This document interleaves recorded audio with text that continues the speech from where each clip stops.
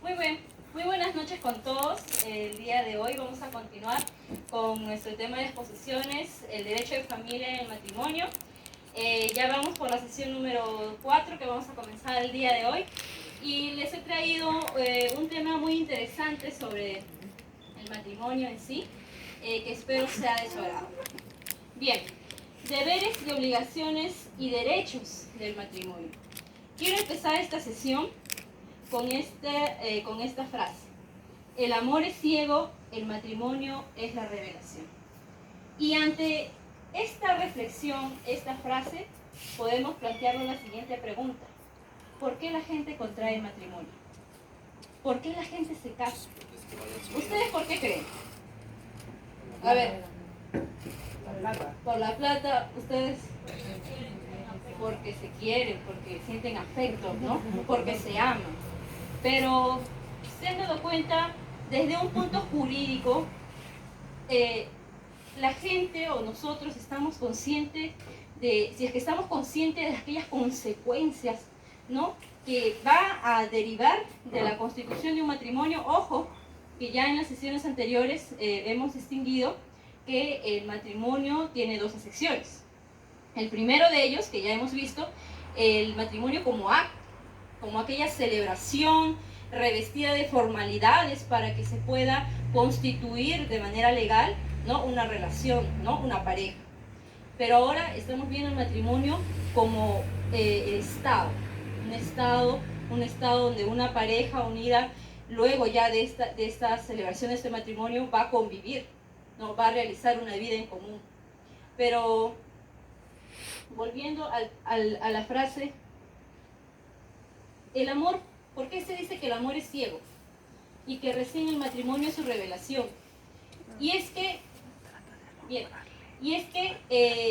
en realidad, en la etapa, ¿no?, del noviazgo, no estamos conscientes al 100% de que del matrimonio va a derivar consecuencias, va a tener obligaciones, ¿no? Los cónyuges van a estar sujetos a obligaciones, a deberes recíprocos. Entonces, va a ser recién cuando se han constituido en un matrimonio, ¿no?, donde se van a dar cuenta, ¿no?, con quién me he casado, con quién he decidido yo unir mi vida, ¿no? Entonces, por eso se dice que el matrimonio es la revelación, saber con quién me casé.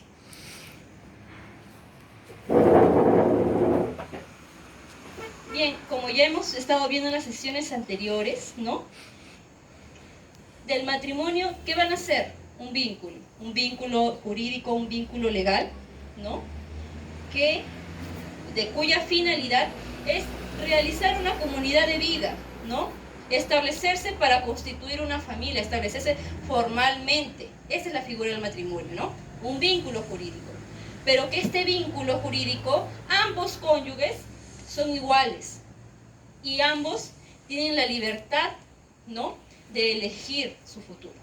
Ahora, de este vínculo que ha creado la comunidad de vida, van a surgir deberes, obligaciones y derechos que a continuación vamos a ir respondiendo uno por uno. ¿Qué deberes existen entre los cónyuges? ¿Será deber igual que obligación? ¿Será igual que un derecho? ¿Los tres serán sinónimos? Ahora lo veremos, ¿no? Estamos acá en la pregunta, ¿qué deberes existen en el matrimonio? Ahora nos dice, uno de ellos es el débito carnal. ¿Por qué? ¿Por qué débito carnal? Es que esa pareja, esa relación, está constituida pues para mantener relaciones sexuales estables. Y esas relaciones sexuales estables tienen que estar sujetas a la fidelidad, a la exclusividad en el matrimonio. ¿Qué quiere decir? Que yo no puedo tener relaciones sexuales en un matrimonio fuera, no puedo tener relaciones sexuales con otras personas que no es mi cónyuge. Por eso se dice el deber de fidelidad, y ese deber está sujeto a la cohabitación, que significa que ambos deben estar bajo el mismo techo, bajo el mismo lecho, convivir, ¿no?, comer en la misma mesa. Ahora, Nos dice también que hay un deber de asistencia. ¿Qué quiere decir? Que yo debo asistir a mi cónyuge. Por ejemplo, y esto cobra, el deber de asistencia cobra su máxima expresión cuando uno de los dos cónyuges se enferma. El cónyuge que está sano tiene el deber de asistirle económicamente para que supere esa enfermedad, de asistirle para que pueda realizar sus consultas de salud. Ahora, puede ser enfermedades físicas o también puede ser enfermedades mentales, ¿no? Que el cónyuge está en el deber como su esposo de brindarle esa asistencia. No puede serle indiferente ante esa situación, ya sea por enfermedad o tal vez ya de ancianos. Así, la misma asistencia para su cónyuge y para con sus hijos. Y ahora lo vamos a ver también con sus hijos. Bien, ya hemos hablado, ¿no?, del el deber de fidelidad, ¿no?, exclusividad, de asistencia, ¿no?, que nos dice que está obligados a guardarse mutua fidelidad y asistencia, ¿no? No que no puedes cometer adulterio ya, no, ya estás con una pareja, una relación donde ambos se deben esa promesa de fidelidad, ¿no?, de asistencia económica y moral, socorro y ayuda recíproca. No solamente esa asistencia económica de que si el cónyuge sale y bueno, la mujer se queda al cuidado de los hijos, solamente él debe contribuir, ¿no? También puede de alguna otra forma la esposa o de manera recíproca ambos, ¿no? No necesariamente uno solo de ellos. Moral, ¿por qué? Moral se define de aquello subjetivo, ¿no? De aquella promesa que yo le he hecho de fidelidad. Eso quiere decir moral, ¿no? Entonces hay ambos campos, ¿no? Económico, moral. Y bien, el deber de cohabitación que ya les había mencionado, ¿no?, de vivir bajo el mismo techo, bajo el mismo lecho, convivir en una ¿no?, habitación juntos, ¿no? Mantener esa vida en común, ¿no? Acá le refiero al artículo 289 del Código Civil, ¿no?, que es el deber de ambos cónyuges de hacer vida en común, no de uno solo, de ambos cónyuges. ¿En qué? En un domicilio conyugal. Ahora, ¿qué es domicilio conyugal? Yo no puedo decir, por ejemplo, aquel domicilio conyugal donde de repente una pareja le ha asistido pues la suegra, el suegro, una habitación. No puedo decir que esa habitación es un domicilio conyugal porque no hay independencia. En esa casa no va, los que mandan son la suegra o el suegro. No va a ser esa pareja, ¿no? Porque no es su casa. El domicilio conyugal es aquella habitación donde ambos tienen el poder, ¿no?, de realizar, por ejemplo, reformas, ¿no?, de tener bajo su cuidado, ¿no?, el mantenimiento de esa casa. Ahora, este deber de cohabitación tiene que ser exigido siempre, a pesar de que haya violencia. ¿Ustedes qué me dicen? ¿Sí o no? A pesar de que hay violencia, ¿debe existir ese deber de cohabitación? No, ¿verdad? No, y eso es lo que nos dice el artículo 289, que el juez puede suspender este deber cuando el cumplimiento ponga en grave peligro la salud, el honor de cualquiera de ambos cónyuges, e incluso de los hijos, ¿no? Entonces, este deber, ¿no?, puede disolverse, pues, cuando exista, ¿no?, un peligro de uno de los integrantes de la familia. Ahora, igualdad en el hogar. ¿Qué les decía adelante, no? Que ambos cónyuges tienen la libre disponibilidad, ¿no?, de gobernar ambos en condiciones iguales el hogar. Acá nos dice, ¿no? Ambos cónyuges tienen el deber y el derecho de participar en el gobierno del hogar y cooperar el mejor desenvolvimiento del mismo. Ambos les compete igualmente fijar y mudar domicilio conyugal y decidir las cuestiones referentes a la economía del hogar. Ahora, ¿qué obligaciones existen? Ya vimos cuáles son los deberes.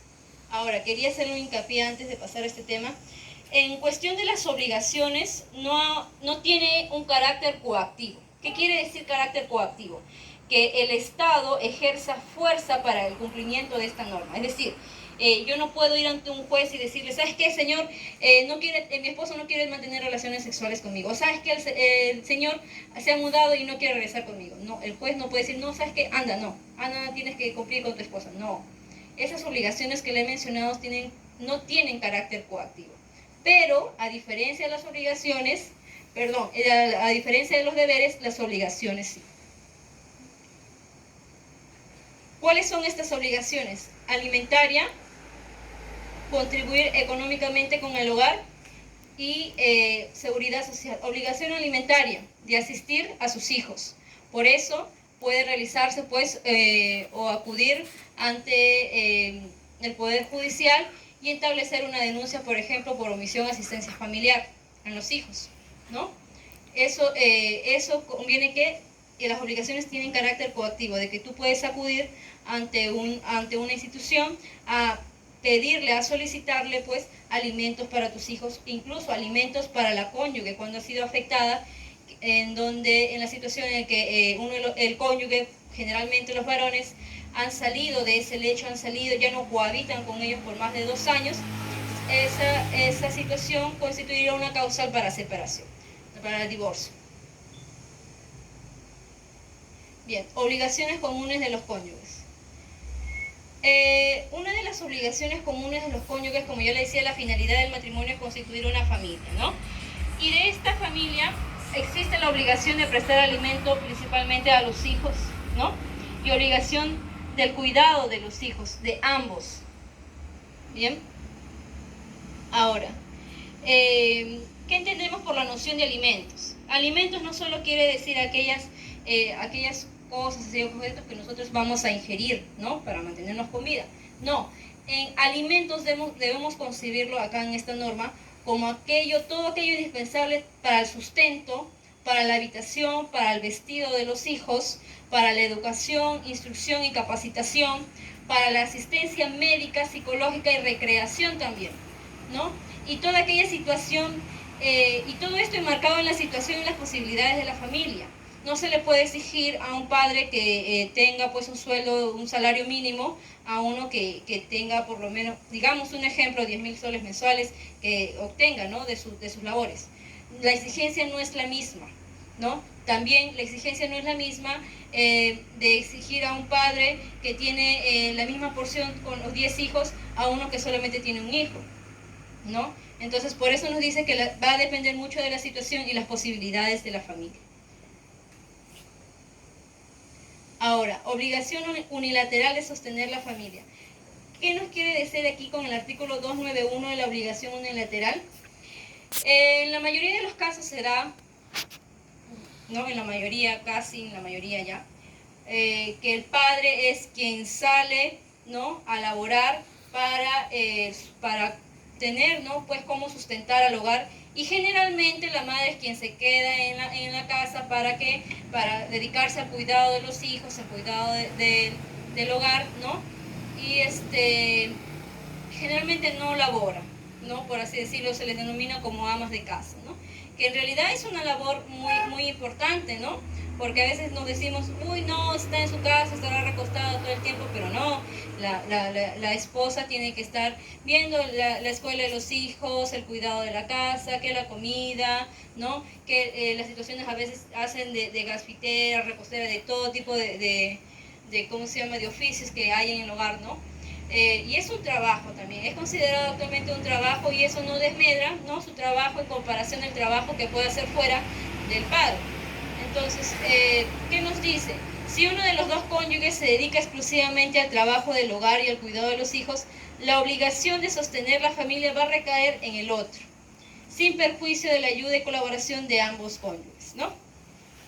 Y bueno, ¿qué nos dice? Cesa la obligación de uno de los cónyuges de alimentar al otro cuando éste abandona la casa conyugal sin justa causa y rehúsa volver a ella. En este caso, el juez puede, según circunstancias, ordenar el embargo parcial de las rentas del abandonante en beneficio del cónyuge. Es decir, si es que el esposo, ¿no?, o la esposa que tenía a su cargo el sustento de la familia se ausenta de manera injustificada del hogar, ya sea, por ejemplo, no siempre es que se ausenta porque se va con otra persona. A veces puede ser el caso de que le haya pasado algo y nadie supo a dónde se fue, dónde está, no tiene un paradero, ¿no?, donde localizarlo. Presumiblemente puede incluso estar muerto, ¿no? Entonces, ante estas situaciones, hay una salvedad, ¿no? En cuanto de que el juez puede ordenar, ¿no?, el embargo parcial de las rentas. ¿Para qué? Para que esa familia que ha quedado, ¿no?, desamparada pueda como sustentarse, ¿no?, por un periodo determinado, ¿no?, y no quedarse en el aire, por así decirlo, ¿no? Ahora, ¿cuáles son los derechos? Bueno, ya vimos cuáles eran las obligaciones, cuáles son los deberes que sí tienen un efecto coactivo, ¿no? Y ahora, ¿cuáles son los derechos? Uno de los derechos en el matrimonio es optar por un régimen patrimonial. Yo les había mencionado antes que existen dos regímenes patrimoniales. Uno, la sociedad de gananciales, y el otro, los bienes separados. Ahora, se entiende como sociedad de bienes gananciales cuando, a partir de la celebración del matrimonio, ambos comienzan a adquirir objetos, ya sean bienes muebles o inmuebles, ¿no? Entonces, todos esos objetos, esos bienes muebles o inmuebles van a constituir una masa patrimonial, en donde en la sociedad de bienes gananciales el 50% es para la esposa, el 50% para el esposo. Sin embargo, si es que antes de la celebración del matrimonio hayan optado por bienes separados, los bienes propios, o sea, lo tuyo es tuyo y lo mío es mío, nada se confunde. Ahora, en el régimen patrimonial también existe, esta es una de las oportunidades, por así decirlo, en el matrimonio, porque tú puedes optar por los bienes separados antes de que se celebre el matrimonio o después. O sea, dentro del matrimonio sabes que esto no funciona, mejor vamos a ponerlo aquí y a partir de esta fecha lo tuyo es tuyo y lo mío es mío, bienes separados, ¿no? Los bienes que yo adquiera a nombre propio son para mí y los tuyos para ti. Esa es una de las opciones que te puede, que da el matrimonio, ¿no?, de optar por esos bienes separados y bienes en sociedades gananciales, que ya lo veremos en otra sociedad, en otra sesión de manera ya un poquito más profunda, ¿no?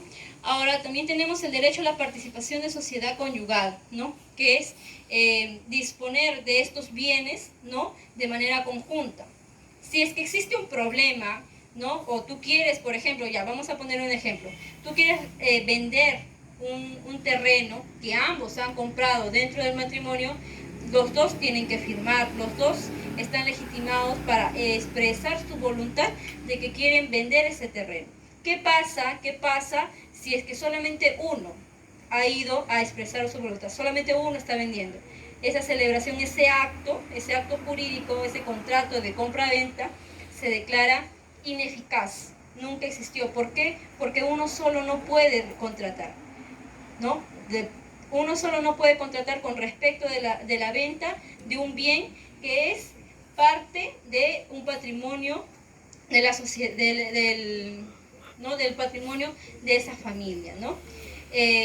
Entonces, esta participación de sociedad conyugal, si es que en este caso quisieran vender esta familia este bien inmueble, un terreno, ¿no?, un bien inmueble, quiera venderlo, tiene que expresar, que sí o sí tiene que expresarse la voluntad de vender de ambos cónyuges, ¿no? Ahora, ¿qué pasa, por ejemplo? No, pero no puede expresarse ella su voluntad porque está enferma, ¿no? O porque va a salir del país y no va a poder ir ante la notaría a firmar. Entonces le puede delegar mediante una carta poder, ¿no?, para que, en donde se especifique que ella sí manifieste su voluntad de querer vender, ¿no? Ahí sí, mediante una carta poder, pero unilateral, solamente él, excluyéndola a ella, no puede realizarlo. Ahora, la tutela legítima, derecho a la tutela legítima. ¿Qué pasa si en una familia el esposo, por ejemplo, tiene adicciones a sustancias tóxicas, ¿no?, adictivas, ¿no?, o es alcohólico, ¿no?, o tal vez tiene mucha dependencia a los juegos, a jugar estos casinos, ¿no? Tiene esa enfermedad, no recuerdo cuál es el nombre, ludópatos creo que es, esa ludopatía, ¿no? ¿Verdad?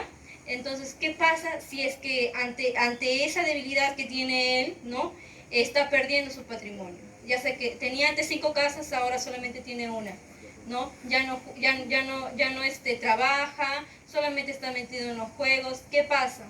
Se puede declarar la interdicción. ¿Qué es la interdicción? Es una institución, ¿no? Es como una salida legal que brinda el ordenamiento jurídico peruano. ¿Para qué? Para que a esa persona que ha estado malgastando su dinero se le declare con capacidad de ejercicio restringida, es decir, que ya no va a poder ejercer ningún dominio sobre sus bienes, ¿ya? Y a quien puede delegarse, ¿no?, el poder sobre sus bienes puede ser su esposa, ¿no? Por eso dice la tutela legítima, es la esposa, también pueden ser otros familiares, pero en primer lugar estaría la esposa si es que estuviera, ¿no?, si es que estuviese casado. ¿Para qué? Para que ella resguarde sus bienes, ¿no?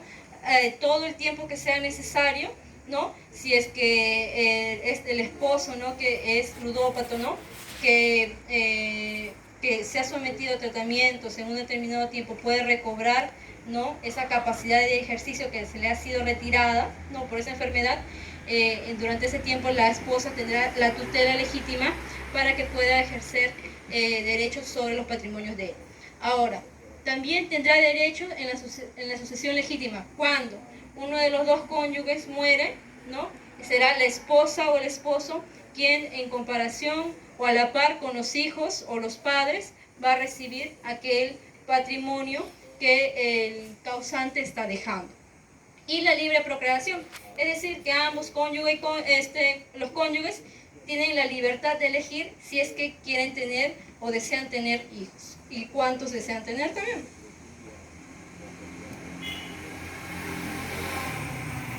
Y bueno, acá les decía, esta es una institución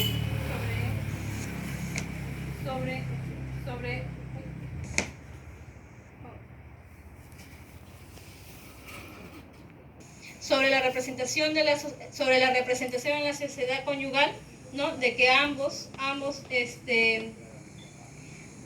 tienen representación en esa sociedad, ¿no?, una sociedad cuyos fines no son lucrativos, ¿no? Y bien, acá está el artículo 292, que nos dice que la representación conyugal es ejercida conjuntamente por ambos cónyuges, ¿no? Lo que le decía, ¿no? Cuando quieren contratar, cuando quieren vender, ambos deben de acudir, ambos deben de firmar, ¿no?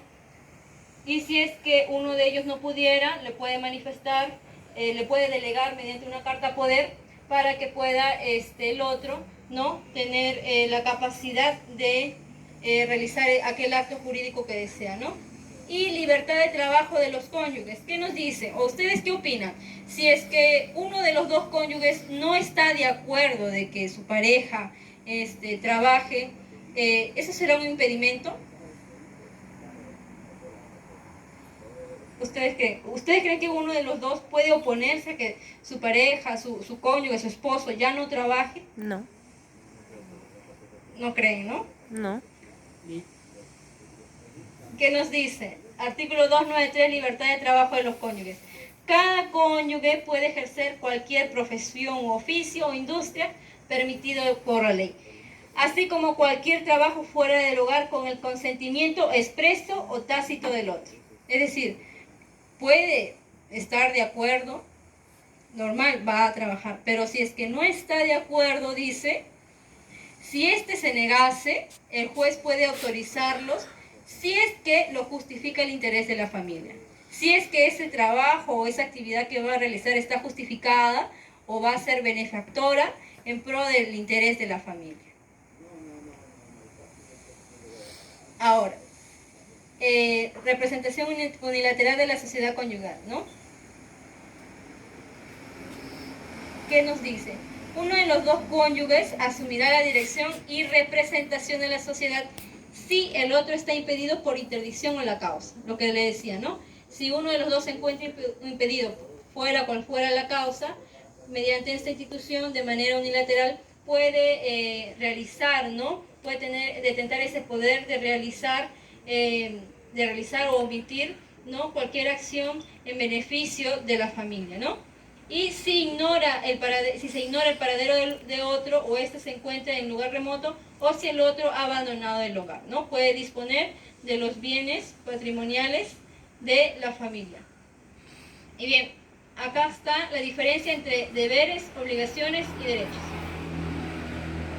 Como deberes habíamos visto que va a surgir la comunidad de vida, ¿no? Y sobre los deberes no hay acción coactiva por parte del Estado. Sin embargo, en las obligaciones sí existe un deber de asistencia, ¿no? El deber de asistir al niño, ¿no? A los alimentos, ¿no? Para que se pueda mantener, ¿no? Ya sea en su recreación, en su salud, en su habitación, ¿no? Y estas obligaciones sí tienen carácter coactivo, por eso se puede realizar una denuncia, como les decía de ejemplo, por omisión asistencia familiar. Sin embargo, los derechos, aquellos que van a derivar de aquel vínculo conyugal, también no tienen un carácter coactivo. ¿Por qué? Porque si tú bien quieres ejercitar esos derechos, tienes la libre disponibilidad y la libre decisión de poder ejercitar o no esos derechos que te confiere la ley. Bien, eso sería todo. Muchas gracias. Se apagó el teléfono. Gracias, chicos.